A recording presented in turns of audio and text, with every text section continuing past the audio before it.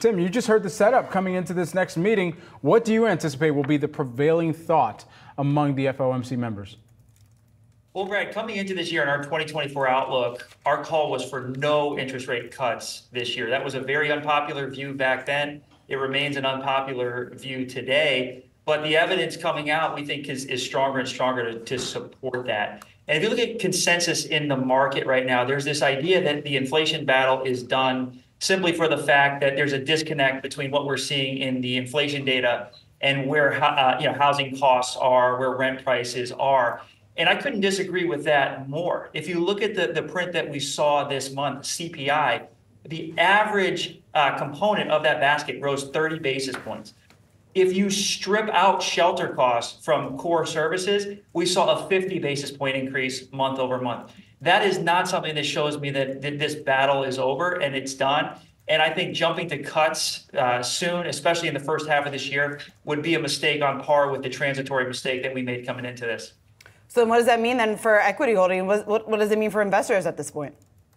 Well, I think there's really strong implications here. The most notable is that if you look at the correlation between bond yields and equity prices, we have never seen them more negative right now. If you look at the Russell 2000, S&P 500, very, very negative. And what this comes down to for us is how you're adding protection in the portfolio matters.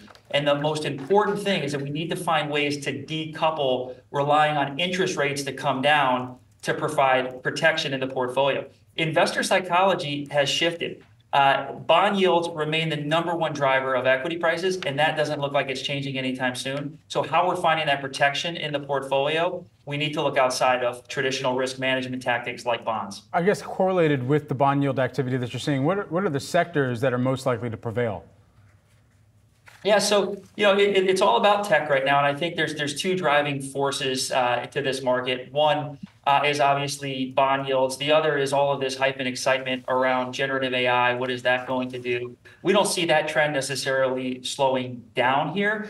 We do think it's important to get other exposure and be broadly diversified. Absolutely. But for us right now, when we look at sectors, it's really all about built-in risk management and known levels of risk management in your portfolio here. And again, disconnecting interest rates coming down with relying on low volatility sectors to provide protection or bonds to provide protection. So a lot of investors that we're talking to right now are gravitating towards strategies like managed floor ETFs. One in our lineup that has been very popular, ticker SFLR, 10% managed floor on US large cap equities. So that is very important. Also seeing a lot of interest in buffer or risk managed ETFs.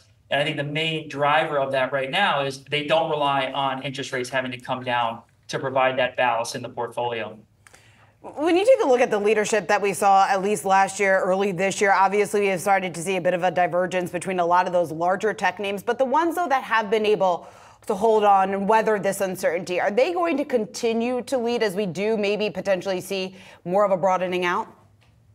It doesn't look like the trend is slowing down anytime soon. And, we are outlining the case for, two possible scenarios here. One, a rational market that we're heading into, which really points toward just lower returns overall for the remainder of this year. But we think there's a very good chance we also could be heading into an irrational market, Shauna. And that really comes down to all of the hype and excitement that we're seeing over AI, the infrastructure build out here. And there's a lot of substance behind that, don't get me wrong. But when we look at irrational markets and the formation of bubbles, it really comes down to investors just getting way far out ahead of ourselves, extrapolating those cash flows far out into the future. And I think there's a very good case to be made right now that we're starting to see that formation in the U.S. tech sector overall. All right, always great to get your perspective here. Tim Urbanowicz, Innovator Capital's Management Head of Research and Investment Strategy. Thanks, Tim.